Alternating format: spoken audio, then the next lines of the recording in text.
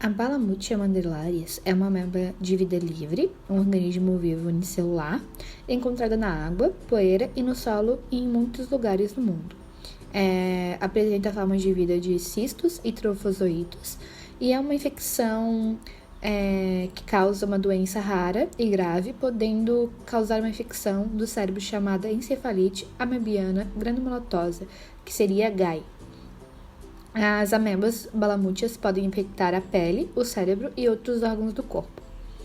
Agora vamos falar sobre trofozoítas de Balamútia mandrilaris. Elas apresentam forma ameboide alongada, com presença de prolongamento citoplasmático, que seria lobopódios e filopódios, com separação do endo e ectoplasma. São uninucleados, com nucleolo pronunciado, e ultraestruturalmente, as trofozoítas contêm numerosas mitocôndrias, ribossomos, vesículas, vacúolos e redículo endoplasmático. Também é observado amebastomas. Agora vamos falar um pouquinho sobre os cistos da Balamútia mandrilaris. Eles possuem entre 10 e 30 micrômetros de diâmetro, são esféricos e uninucleados e apresentam 3 paredes, uma interna, que seria uma espessa, que é o endocisto, uma externa, que seria enrugada, o ectocisto, e elas são separadas entre si por uma camada amorfa fibrilar chamada de mesocisto. Em relação à epidemiologia, o pouco que se sabe sobre a epidemiologia das infecções por balamútia deriva de relatos de casos e pequenas séries de casos descritos na literatura. O Centro de Controle e Prevenção de Doenças é um dos poucos centros nos Estados Unidos com capacidade de confirmar a infecção por balamútia em amostras clínicas que provém uma posição única para coletar dados sobre um grande número de infecções por balamútia. Durante 1974 e 2016, 109 relatos de casos de balamútia foram relatados nos Estados Unidos, com variação de 0 a 9 casos por ano. A idade média dos pacientes foi de 36 anos. Dos 108 casos relatados de pacientes em que o sexo foi descrito, 68% eram do sexo masculino. Para os 59 casos de pacientes em que a raça foi relatada, 68% eram brancos, 22% eram negros, 10% eram asiáticos e das ilhas do Pacífico, 3% eram índios americanos.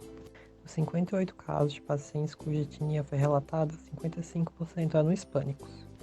Os casos de balamútia foram relatados em 27 estados e no Distrito de Colômbia. Os estados foram documentados em 30 casos e incluem Califórnia, Arizona, Texas, Mississippi, Havaí, Geórgia, Flórida, Novo México, Illinois, Virgínia e Washington. Dos 41 casos de pacientes com história documentada de exposição ao solo, 35 relataram exposições categorizadas como jardinagem, paisagismo, trabalho no quintal ou lazer, agricultura e pecuária. História de natação e exposições recreativas à água foi relatada em 66% dos casos de pacientes com história documentada de exposição à água. O início dos sintomas ocorreu em todos os meses do ano nos pacientes com data de início dos sintomas documentada, sem sazonalidade aparente. Em outros países, devido à dificuldade do diagnóstico, os dados epidemiológicos são escassos e imprecisos, sendo relatados somente através de estudos de caso na literatura. A infecção por balamútia não é transmitida de pessoa para pessoa. Pensa-se que a balamútia entra no corpo quando o solo infectado entra em contato com feridas e cortes na pele, ou quando a poeira que também está infectada é soprada pelos pulmões. Uma vez dentro do corpo, as amebas podem viajar através da corrente sanguínea até o cérebro, onde causam o GAI. Balamútia mandrilaris só foi recentemente isolada no meio ambiente e também isolada de espécimes de autópsia de humanos e animais infectados. Ela possui apenas 2 estágios, que são os cistos e trofozoítos, e seu ciclo de vida. Nenhum estágio flagelado existe como parte do ciclo de vida. Os trofozoítos se replicam por mitose, e eles são as formas infecciosas, embora tanto os cistos quanto os trofozoítos ganhem entrada no corpo, por diversos meios. A entrada pode ocorrer pelas vias nasais até o trato respiratório inferior, ou pele ulcerada ou rompida. Quando a ameba entra no sistema respiratório, ou através da pele, ela pode invadir o sistema nervoso central por disseminação hematogênica, causando encefalite amebiana granulomatosa, que é a GAI, ou doença disseminada, ou lesões cutâneas em indivíduos que são imunocompetentes, como bem como aqueles com sistema imunológico comprometido. Cistos e trofozoitos de Balamútia mandulares são encontrados no tecido. A infecção por Balamútia pode ocorrer em qualquer época do ano. Vamos abordar um pouco sobre patogenia. A infecção por Balamútia é uma doença rara e grave. As amebas podem infectar a pele, o cérebro e outros órgãos do corpo. Portanto, a infecção por Balamútia pode causar uma ampla gama de sintomas.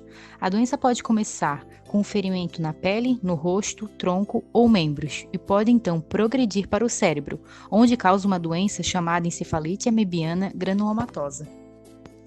O diagnóstico de Balamútia, causadora de encefalite amebiana granulomatosa, pode ser difícil, porque os sintomas não são específicos neste tipo. Os primeiros sintomas podem incluir a febre, dor de cabeça, vômito, letargia e náuseas. Outros sinais que também podem incluir são as mudanças de saúde mental, convulsões, fraqueza, confusão, paralisia parcial, dificuldade em falar e dificuldade em caminhar. A duração dos sintomas da encefalite amebiana granulomatosa é altamente variável, com algumas pessoas ficando doentes por apenas alguns dias e outras apresentando sintomas por semanas ou meses. Embora a Balamútia, que causa essa alteração mais grave, seja frequentemente fatal, há vários casos registrados de infecção por Balamútia em que os pacientes sobreviveram após tratamento de longo prazo com vários medicamentos. Em alguns desses casos, os pacientes puderam voltar a uma vida normal e funcional. A doença pode parecer leve no início, mas pode se tornar mais grave ao longo de semanas a vários meses. Frequentemente, a doença é fatal, com uma taxa de mortalidade de 90%. No entanto, as perspectivas para as pessoas que contraem essa doença são ruins. Embora o diagnóstico e o tratamento precoce possam aumentar as chances de sobrevivência. A Balamútia pode infectar qualquer pessoa. Isso inclui pessoas saudáveis ou com sistema imunológico enfraquecido, como pessoas com HIV/AIDS, câncer, doenças hepáticas, diabetes mellitus, pessoas que tomam medicamentos imunossupressores e pessoas que fizeram transplantes de órgão. Diagnóstico. A encefalite amebiana granulomatosa é uma infecção grave no cérebro causada por Balamútia.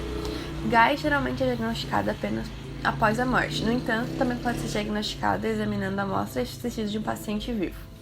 O diagnóstico de GAI em um paciente vivo é menos comum porque as amebas são difíceis de identificar no microscópio, mesmo com as manchas comumente usadas.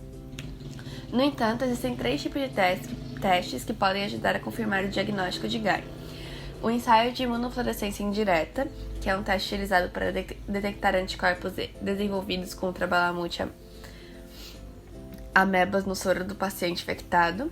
Em contraste, a coloração por imunohistoquímica e imunofluorescência indireta usam anticorpos específicos contra a Balamútia para detectar as amebas. Finalmente, o ensaio molecular da reação em cadeia de polimerase, PCR, pode detectar o DNA da Balamútia, especialmente em tecidos cerebrais. Nessa imagem, a gente consegue ver vários trofozoides de Balamútia mandulares no tecido cerebral curados com hematoxilina e eosina. Ele está sendo apontado ali pela seta verde. Agora falando um pouco sobre o tratamento dessa infecção. Embora tenham ocorrido mais de 200 casos de infecção por Balamútia em todo o mundo, poucos pacientes sobreviveram como resultado de um tratamento medicamentoso bem-sucedido. O diagnóstico e o tratamento precoce podem aumentar as chances de sobrevivência. Os medicamentos usados no tratamento de encefalite amebiana granulomatosa, que seria a GAI, causada por Balamútia, incluem uma combinação de flucitocina, pentamidina, fluconazol, sulfadiazina e azitromicina ou claritromicina. Recentemente, a miltefosina, em combinação com algumas dessas outras drogas, mostrou-se promissora. Muito mais informações são necessárias no tratamento de pacientes com GAI devido à Balamútia. Sobre a prevenção, atualmente não há maneiras conhecidas de prevenir a infecção por Balamútia, uma vez que não está claro como e por que algumas pessoas são infectadas e outras não.